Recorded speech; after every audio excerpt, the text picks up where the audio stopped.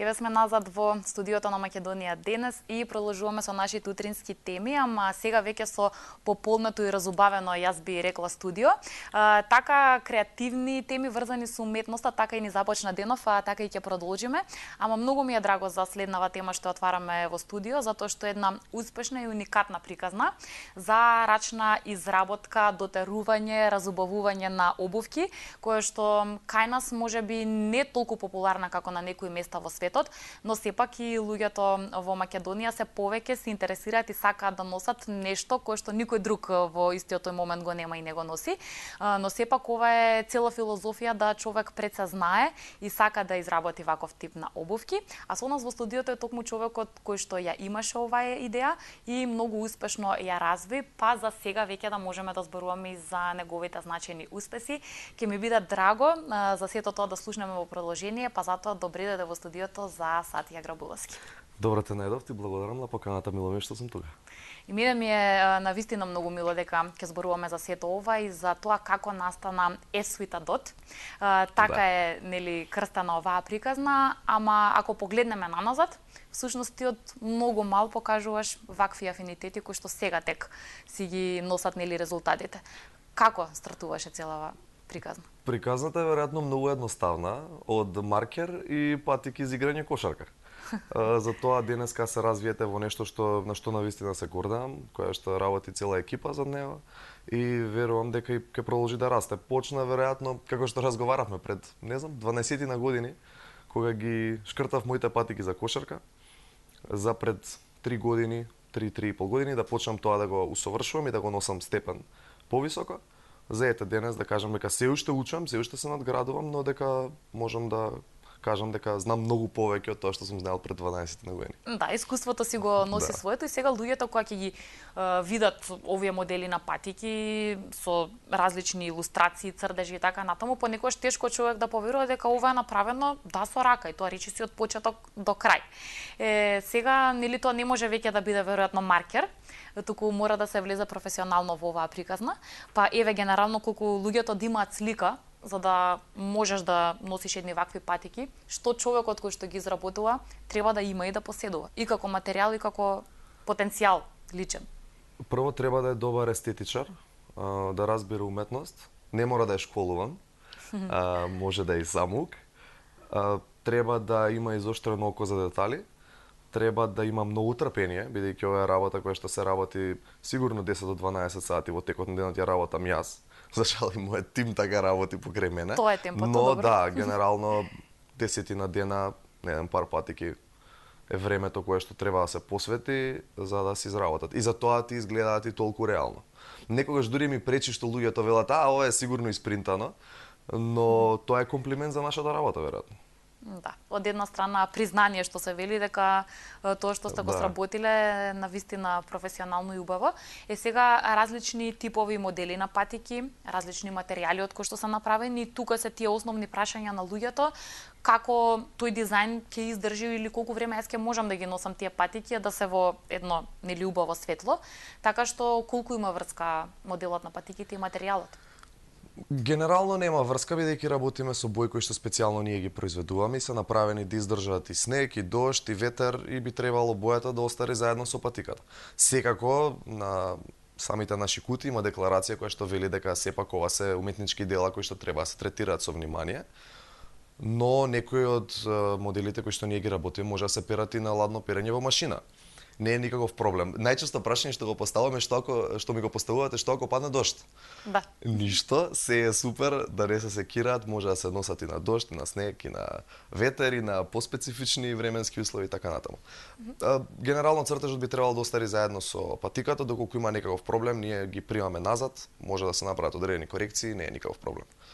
Кога човек почнува со било каква приказна, веројатно мора да има некаква визија како тоа би изгледало за одреден временски период за неколку години. И сега ја реков, ова е релативно нов концепт тука кај нас затоа што не ни бил достапен, нели, веројатно ако сакаме нешто вакво, ќе треба да го нарачаме од некоја друга земја на интернет и така натаму, не дека сега не може, ама може и кај нас да си го обезбедиме.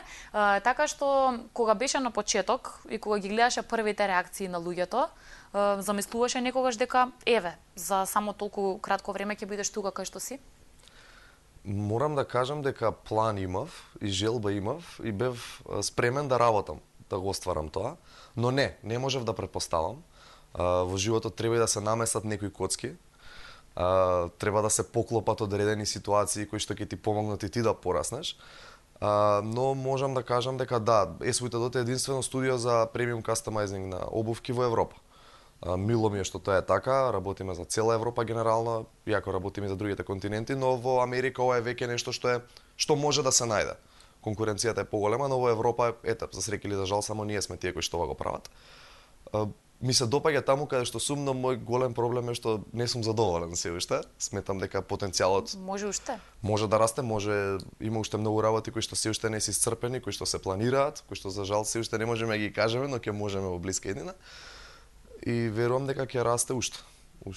Оптимист. Да, и јас се надевам и ти посакувам така да биде. Сосемо заслужено би било истото тоа со оглед на вашата напорна работа и посветеност. Сега кои беа првите луѓе, паметиш, кои што ги носеа твоите дизајнирани патики? Дали беа тоа најблиски луѓе на кои што практично ти сакаш да им на почетокот нешто изработиш? Да. Специјално за нив или сепак имаше нарачки буквално, знаат дека те бива нешто убаво да направиш, да нацрташ и барат од тебе, ајде обиди се да го направиш ова. Како стартуваше? Ме враќаш во убави времиња. Се сеќавам дека беа мои блиски, и беа 15 на пара кои што ги направив и ги поклонив. Сите, до последно.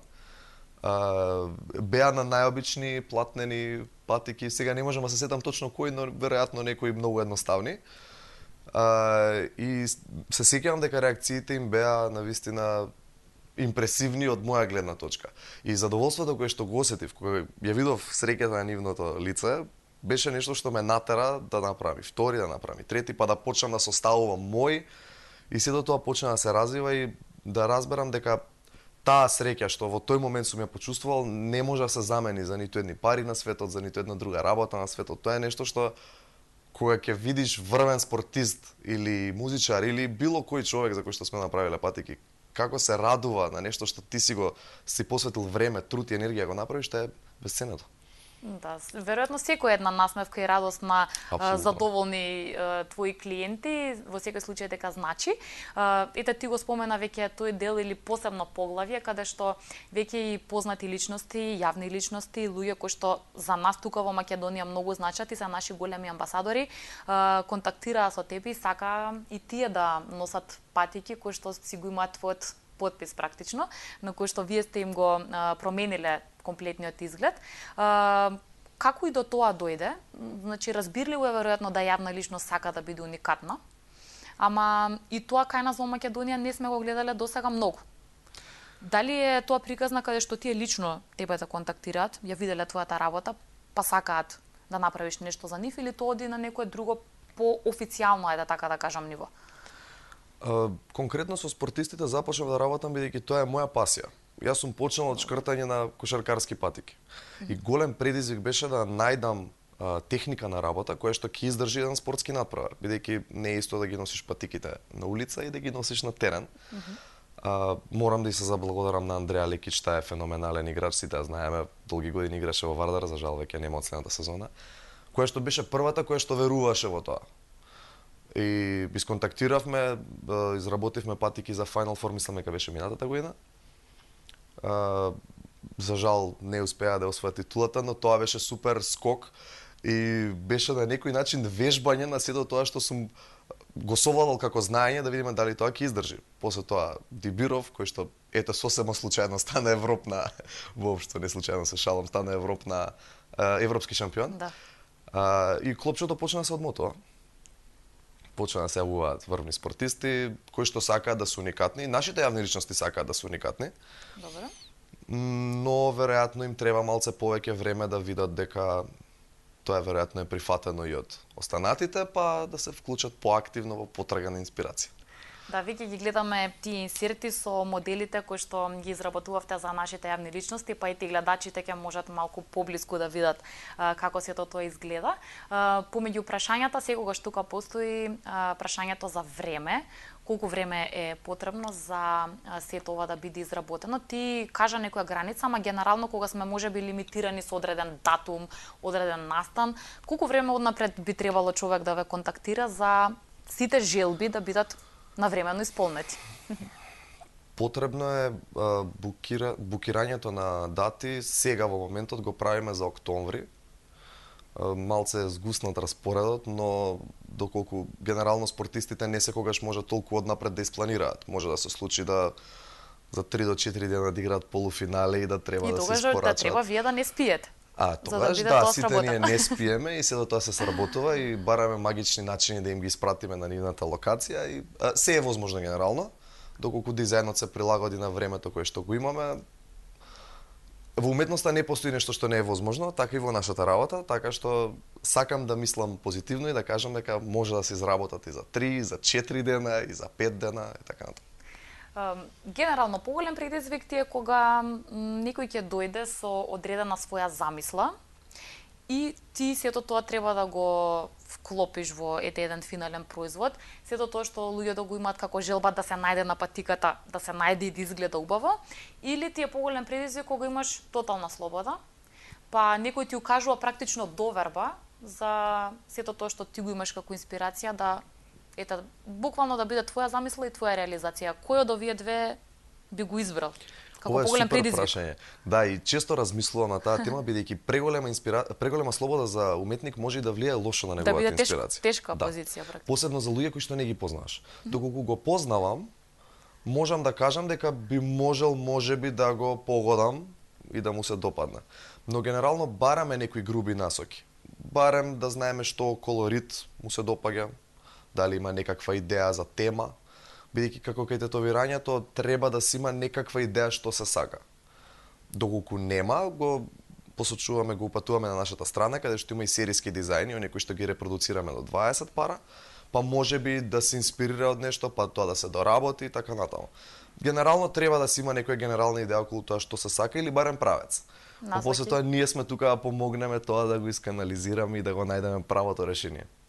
Со сите овие луѓе кои што имаат јавни професии, јас верувам за тебе е на некој начин задоволство и привилегија да тие носат твои дизајни, ама чувствуваш ли и еден обратен процес каде што сепак и тие треба да се чувствуваат привилегирано дека некој ќе одвои време и внимание и ќе направи нешто единствено за нив. Како оди таа комуникација? Си се почувствуваш некојаш онака стварно дека тие луѓе ти се докрај благодарни и дека се среќни што нешто уникатно си направил за нив? Апсолутно. Генерално сите луѓе знаат, јас верувам дека човек знае да цени нешто што друг ќе го направи. Сите ние знаеме да цениме поклони, знаеме да цениме рачна работа, знаеме да цениме кога нешто ќе си купиме, тоа знаеме да го цениме и да го почитуваме. Го ценат. Апсолутно го ценат. Јас барем не сум дал патики на некој кој што тоа не го ценел. Веројатно бидејќи тоа се добри нарачки, но и се луѓе кои што посебно тие некои јавни личности се луѓе кои што тоа ќе го имаат само они. И тоа ги прави дополнително среќни, весели и радосни. Пред неколку дена на Скопје Колинг во организација на Авалон, Аксел Ингросо добија патики кои што ги изработивме ние, поддржани од светски брендови, кои што они веднаш ги облекоа и настапуваа во нив. Тоа е доволна мотивација дека му се допаднале, дека ќе ги носи и дека му значат. Доаѓаме до тој момент каде што ова што пред малку ти го кажа, говори за тоа колку оваа работа и колку уметноста и оваа уникатна идеја всушност има улога на амбасадор на нашата земја.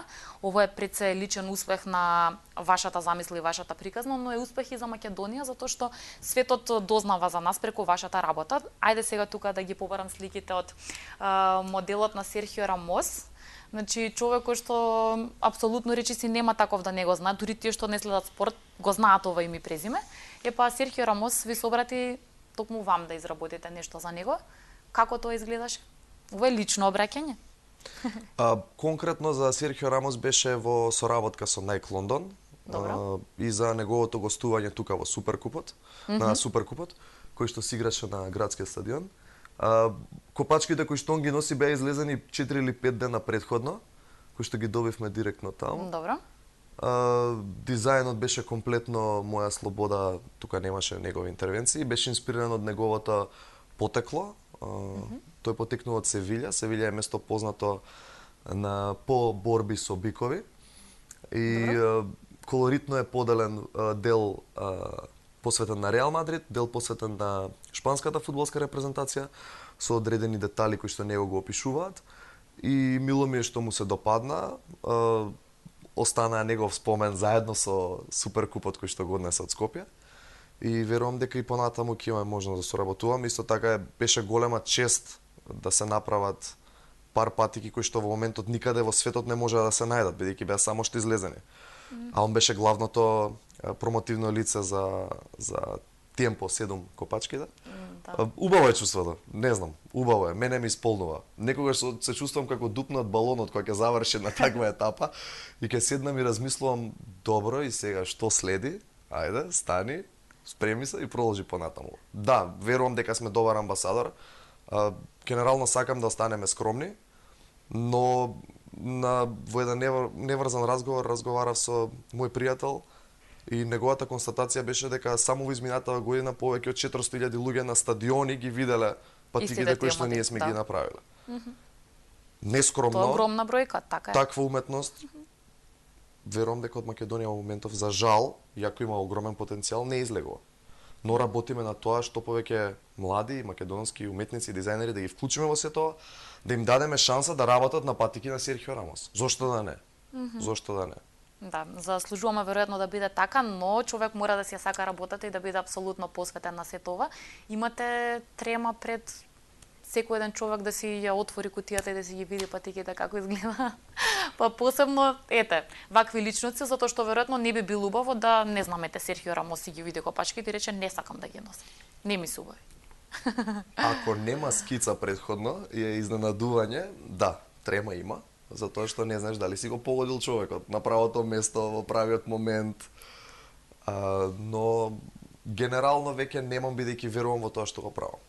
Верувам во себе, верувам во луѓето околу мене. Не верувам дека можеме да направиме естетска грешка. Утка, да. Затоа што сето тоа се должи на многу сериозна и темелна анализа.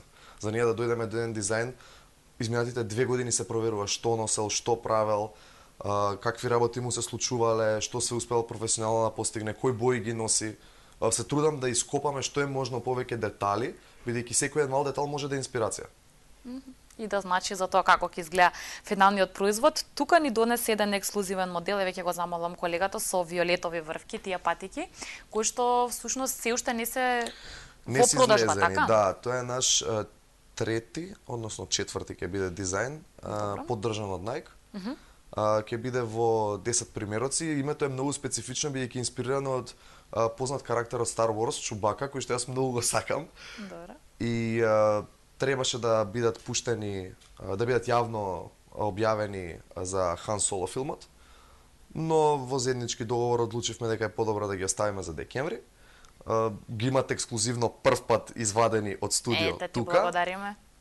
Ќе бидат направени само 10 или 15 пара за цел свет. Функционираме толку, да. Тие кои што ќе ги имаат апсолутно ексклузивна можност. Да, функционира на начин на букирање, да, кој први ги букира, тоа ги добиваат за месец и неколку дена. И горд сум што работиме со најпознатите светски брендови, не е лесно, не викам дека е лесно. Да, тоа е момент кој што сепак барем накратко сакам да го објасниме, затоа што луѓето можеби имаат слика, па супер, нели вие работите својата работа, социјалните мрежи се еден убав начин за сето тоа да се промовира, ама и не е баш така. Значи сите овие приказни си имаат позадина, нели не можете вие како сакате, кога сакате, за кого сакате и така натаму да го работите ова што го работите, нели? Постат правила на игра, ајде така да кажам. Постат правила на игра во кој што ние сме мала земја, која што за жал се уште не го покажала својот потенцијал и борбата е веројатно уште поголема. Долготрајна работа, макотрпна. Сега работиме за 2019 крајот. Не е нешто што може денеска да се сетиме и да биде одма реализирано. Поминува многу етапи на одобрување, на проверка, на корекции. И така натаму, да. Процесите се тие, но сепак добро, ние сме овде во најголема мера да зборуваме за позитивната страна. Апсолутно. Човек се носи со сите тие околности. Секако. заради финалното задоволство и успесите кои што секако доаѓаат со таква работа. Добро, некаде уште неколку минутки имаме конкретно на разговорот, но сепак луѓето секогаш се интересираат за фактот колку и дали би можеле сето ова да си го приуштат, нели? Ние можеби малку повеќе зборувавме за оние познати личности кои што ги носат моделите, но тоа не значи дека апсолутно било кој и наречи си било која возраст може да побара од вас и ова да му биде изработено. Апсолутно. Каква би била споредбата на македонскиот пазар и сето она што се случува надвор од нашите граници? Можат ли луѓето во Македонија да си дозволат нешто вакво пред се? Затоа што рачната изработка си има своја цена, нели? Апсолутно. Мал пазар сме, но се трудам колку што можеме да излеземе во пресред ценовно да ги задоволиме критериумите, а да сепак тоа биде на некој начин каде што ние би можеле барем техничките услови да ги исполниме од аспект на цена. Конкретно тука има и дел патики кои што ние ги составуваме, чија цена е доста пониска за Македонија отколку за тоа што го работиме во странство, пред се поради мојата желба која што е иста како кога почнав. Културата е таква да треба да се надградува, треба да се шири, естетски треба да растеме. Многу сме назад зад регионалните патеки, светските трендови. Често во шега знам да кажам дека ова за 7 до 8 години во Македонија ќе стане популарно, нешто што сега во Европа е. Касниме. Затоа се трудам колку што можеме да излеземе во пресред, да помогнеме малце естетски да пораснеме. Може да не исконтактираат, нека наведат од која држава се, имаат можност на нашата веб страна наведат од која држава се. Има мали привилегии. Имам да не се големи привилегии за Македонија, иако работиме ретко. Се трудам секоја нарачка што ќе дојде од Македонија да биде истретирана на најсоодветен начин, бидејќи за нас секој не е важно името на клиентот. Во нашето студио е забрането да пишува име за тоа за кој се работи. Името не го прави дизајнот, туку ние дизајнот го прилагодуваме на тоа што ние сметаме дека е најдобро во таа ситуација. Дали се работи за мало дете, дали се работи за родител, дали се работи за возрастна госпоѓа, дали се работи за светски познат спортист, за нас е неважно, бидејќи уметноста не познава име. Сите се тие ваши клиенти, да. Уметничката димензија која што си има оваа работа, планираш да ја сместиш во еден убав настан во форма на изложба, каде што така доста интересни модели што досега сте ги изработиле, ќе се најдат токму таму. Па еве мило ми е тоа да можеме да го најавиме. Веројатно природно си доаѓа една таква идеја, ама има ли одреден временски период, не можеме да дадеме точен датум, но отприлика кога планирате да организирате еден ваков настан? Ќе биде есента и ќе биде прва изложба од овој тип во светот. Сакам Македонија да биде домакин, бидејќи јас сум од тука. Тука сме сместени, тука сме лоцирани. Сакам Македонија биде првата земја во светот која што ќе има изложба поделена на два концепти. Првиот концепт ќе биде Create Your Own Sneaker или направи твојата патика, каде што ќе можат лично со мене и со екипата да поразговараат, да ни кажат кои се нивните идеи на лице место, да пробаат одреден модел на патика и сето тоа се затвори во една кутија со нивното име и да се испрати во нашето студио. А вториот дел ќе биде посветен на сите тие познати патики кои што сме ги направиле. Ќе се потрудам да добиам дел од патиките кои што се важни за македонската спортска историја, како патиките на Тимур Дибиров. Андреја Лекич веќе ми остави една од патиките кои што ги има носел на Final Four. Дел од патиките кои што ги направивме за последниот Final Four и за играчи на меѓу кои што имаше играчи на новиот европски шампион. Ќе бидат ексклузивно изложени заедно со фотографии од сите тие настани. Значи концептот ќе биде поделен, сакам да се одолжам на Македонија што е земјата во која што сум роден, во која што сум пораснат, каде што сум научил што е естетика од моите родители и од моите блиски. И каде што ја развиваш оваа приказна, а дај Боже да стане многу поголема и да апсолутно врзана е за Македонија. Сакам да остане тука, сакам луѓето на крајот на денот да знаат дека студиото е лоцирано тука. И да не работиме за Македонија, сакам Македонија е земјата во која што сум, која што живеам. Да. Убаво е сето ова да се слушне и верувам дека тоа ќе биде интересен настан. Ние апсолутно дека ќе ни биде задоволство да сме таму присутни и да видиме како ќе изгледа тоа. Оставаме да помине времето и да си дојде моментот. Тебе ми останува да ти посакам многу среќа и многу успех во оваа работа. Од срце тоа ти го посакувам на вистина. Многу ексклузивни ангажмани ти предстојат кои што не смееме да ги откриваме. Не дека За јас ги жал. знам, не ги знам ни јас, но Знаеш знам дел. дека работиш, да, можеби мал дел. И во иднина мислам дека би било интересно во студио да донесеме и некој од луѓето кои што ги носат твоите патики, Може. па да слушнеме лично од нив какво е тоа чувство. Нема проблем, ќе ми биде задоволство. Ти благодарам на поканата, ти благодарам на убавите зборови. Се надам дека вака помагаме при развивање на свеста и се надам дека ова ќе продолжи да расте и да се развива. Ти благодарам од срце уште еднаш за убавиот разговор и се гледаме, се надевам, во нова убава прилика. А нашите гледачи, сите оние кои што го следат разговорот, доколку